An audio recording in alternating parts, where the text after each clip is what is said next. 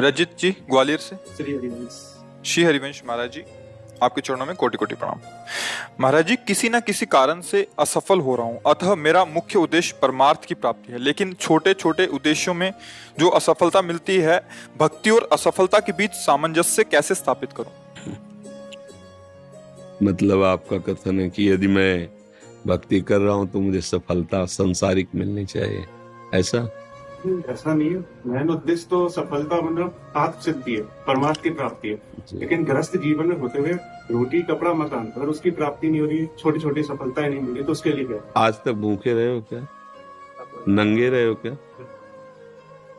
आप समझो, मेरे प्रभु जो है इतने करुणामय कि हम आप तो मनुष्य हैं, जो पशु पक्षी हैं, कीट पतंगे हैं, बहुत सी ऐसी योनियां हैं जिसको हम देख भी नहीं पा रहे, प्रभु उनको भी भूखा नहीं रखते। उनका नाम विश्वम्बर है। अब हमारी चाहतों की सफलता है। बात समझो, आपने जैसे सहज में कह दिया रोटी कपड़ा और मकान, तीनों से आप खाली नहीं हैं। ईमानदारी से बोलो, जिस दिन तुम नंगे घूमे हो और जिस दिन तुम्हें छत के नीचे न रहने को मिला हो और जिस दिन तुम भूखे रहे हो, वायु न मिली हो, जल न मिला हो सकता है अन्न न मिला हो, लेकिन प्राण पोषण के लिए दो आवश्यक है, वायु और जल, है ना? अब हमारी बात असलियत में, हमारी जो शरीर पोषण जीने की आवश्यकता है वो तो सबकी पूर्ति हो रही है। आप देख लीजिए, चाहतों की पूर्ति शब्द है।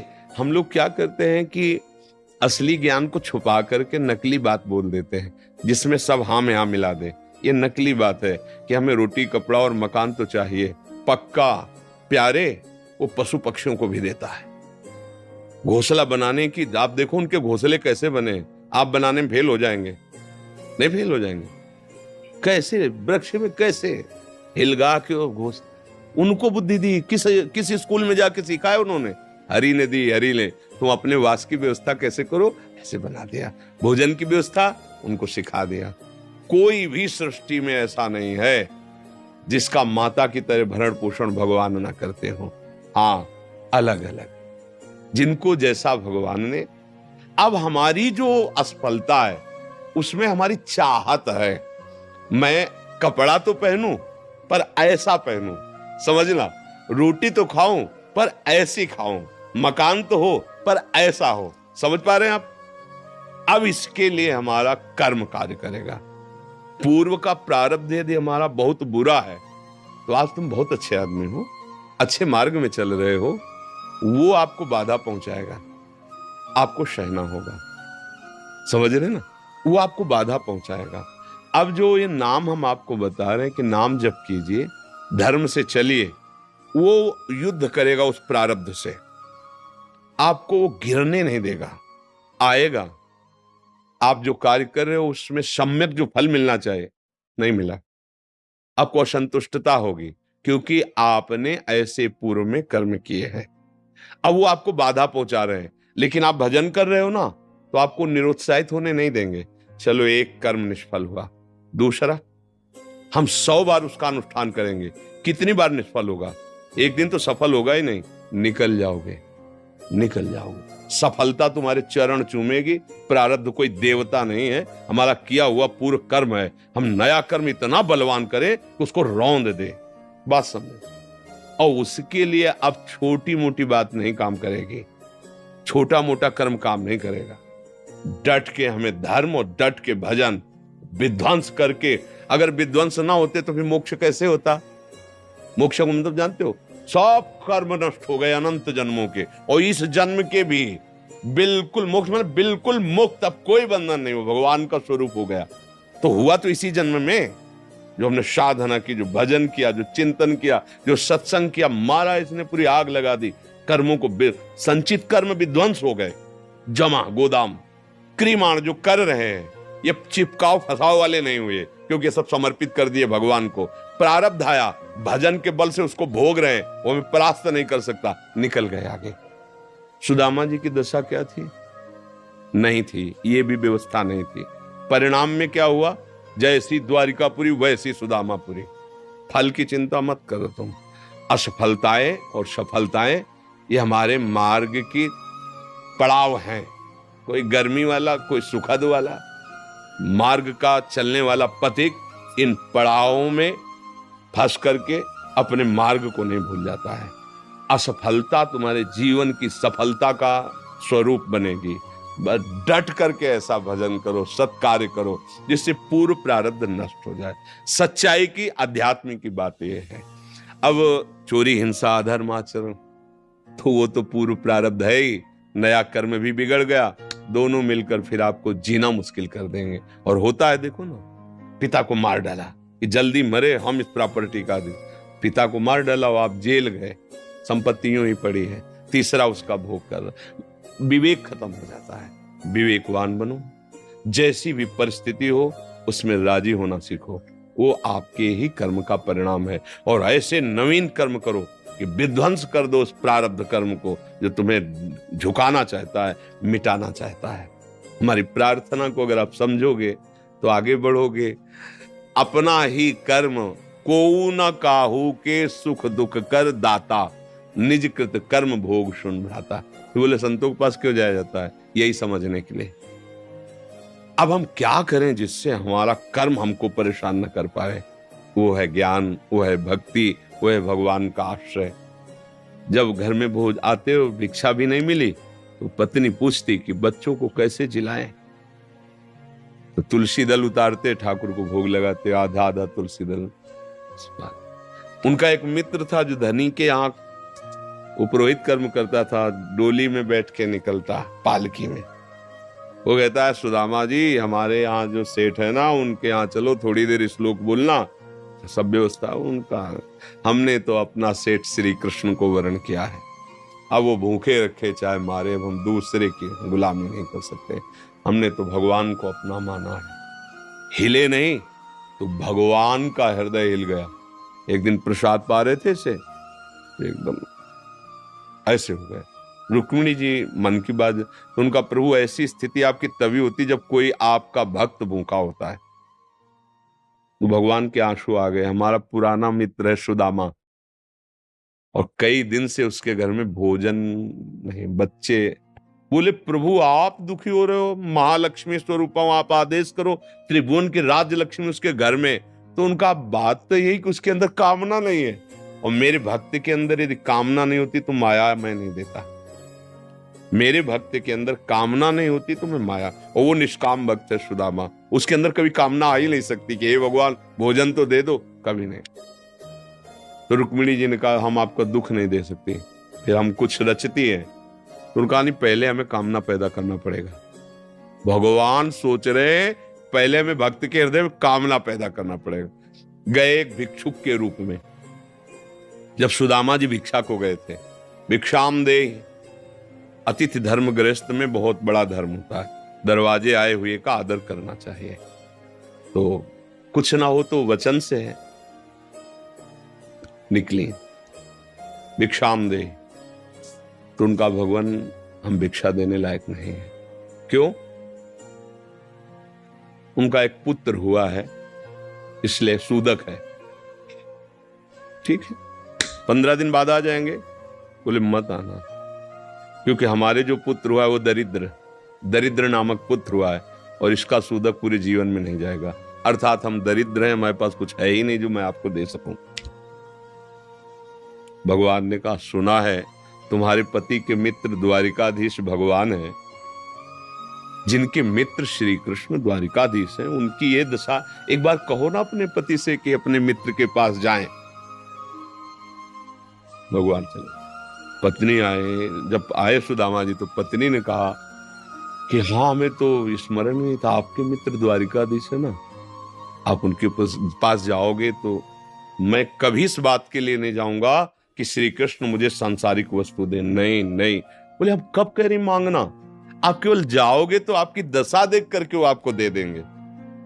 बोले, तुम कहती हो तो हमें दर्शन मिलेंगे मेरे प्यारे के, इसलिए मैं जा सकता हूं। अब मित्र के पास, गुरु के पास जाए तो कुछ ऐसा शास्त्रीय सिद्धांत है, कुछ भेंट ले जाए। बेटी के यहाँ जाए, गुरुदेव के यहाँ जाए, आराध्य देव के यहाँ जाए, ऐसा, और मित्र के यहाँ जाए तो उनका भेंट के लिए, अब खुद खाने के लिए भेंट क्या। सुदामा जी की पत्नी उनका देखो प्रयास करती, 4-5 मोहल्ले के घरों में गई तो कुछ तो ऐसे थे, देखते ही बंद कर लेते थे दरवाजा, मांगेगी आके और क्या है। थोड़ा एक प्रिय भाव रखती थी। तो कहा हमारे पति द्वारिकाधीश से मिलने जा रहे हैं, कुछ उनकी भेंट के लिए। तो सूप होता है, सूप से जैसे पछोरा जाता है, अच्छे चावल पीछे हो जाते हैं, टूटे वाले आगे हो जाते हैं। वो टूटे हुए तंदुल जो वो दिए कि हाँ ले लो आप। वो तंदुल लिए 3 मुट्ठी। अब उनके पास अच्छी रुमाल भी नहीं थी, क्योंकि सब पैसे से होता है, गरीब, इतने गरीब। अपनी फटी हुई कपड़े की धोती, उसमें चावल। पूरा बहुत बड़ा चरित्र पर जब भगवान के द्वार में पहुंचे, जहां ब्रह्मा और शंकर भी खड़े रहना होता है, वो द्वारिकाधीश का वैभव। द्वार पावे दरिद्र ब्राह्मण, फटी सी, इतनी बेवाई है, ऐसा शरीर है, आंखों में भगवत तेज समाया हुआ है भगवान। तो उनका भैया एक बार तुम अपने स्वामी से कह दो जाके कि सुदामा नाम का कोई आपका मित्र आया, बस ऐसा। पार्षदों ने बड़े दयालु हैं, पार्षदों ने कहा आप यहीं तब तक खड़े रहिए जब तक हम ना आए। और भी पार्षद थे, एक दौड़ते हुए गया, जय जयकार हो प्रभु, कोई एक दरिद्र ब्राह्मण वेश में है और वो सुदामा कूद पड़े भगवान। ब्रह्मा शंकर को भी इंतजार करना पड़ता था, लेकिन सुदामा नाम सुनते ही भाग पड़े भगवान। और ये सब आश्चर्यचकित बात रुक्मिणी जी, पार्षद सब देख रहे हैं कि ऐसे तो कभी भगवान नहीं भागे कि भाई ब्रह्मा जी आए भगवान भाग पड़े या शंकर जी आए, सब आकर इंतजार करते हैं। और प्रभु जब प्रभु दौड़ के गए सुदामा जी को। सुदामा जी संकुचित हो रहे हैं कि मेरी हड्डियां ऐसे सुकोमल, तन मेरे श्याम सुंदर के लग रही होंगी।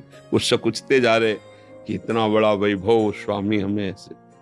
भगवान ऐसे अपने हाथ से चरण पखारे सुदामा जी के, थाल रखकर।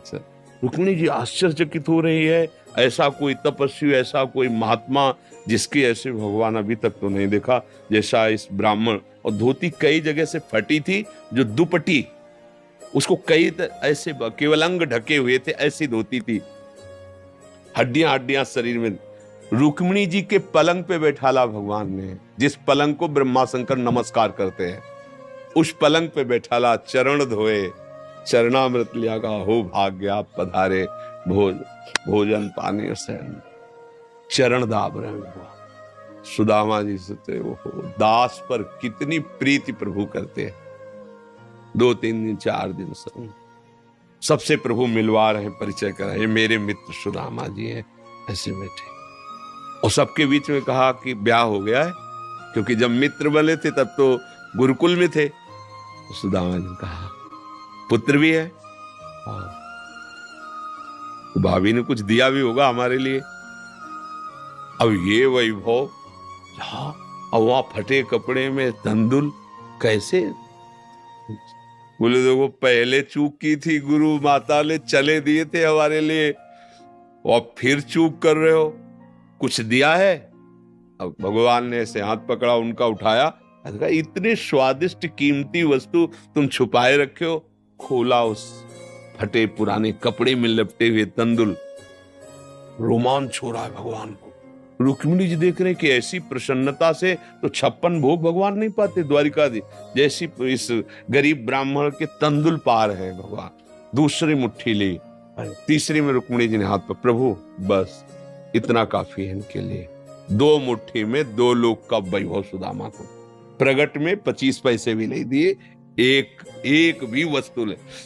3-4-5 दिन आनंद लिए, फिर सुदामा जी से कहा कि तो भगवान ऐसे चले। सुदामा जी ने सोचा कि प्रगट में तो कुछ दिया नहीं, हमें लगता विदा करने चल रहे हैं, तो कुछ अगर 2-4 असरफी भी होंगी तो खान पान व्यवस्था तो चली जाएगी। भगवान ने कहा जो अच्छे अच्छे कपड़े पहनाए थे, रास्ते में कोई उतार सकता है तो उतार दो, अपनी धोती पहन लो।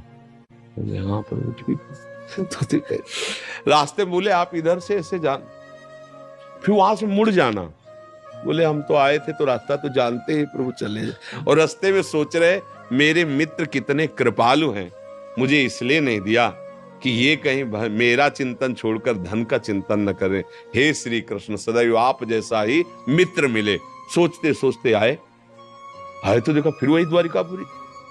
बोले मेरी बुद्धि मारी गई है कि वास्तविक यहाँ कोई रचना हो गई। यहाँ तो हमारी एक छोटी सी कुटिया थी, ऐसा ऐसा। देखा कि उनकी पत्नी जो है स्वर्ण थाल लिए दास दासियों से आरती उतारने। तो उनका तुम कौन हो? तो उनका आपकी दासी हूं, आपकी पत्नी।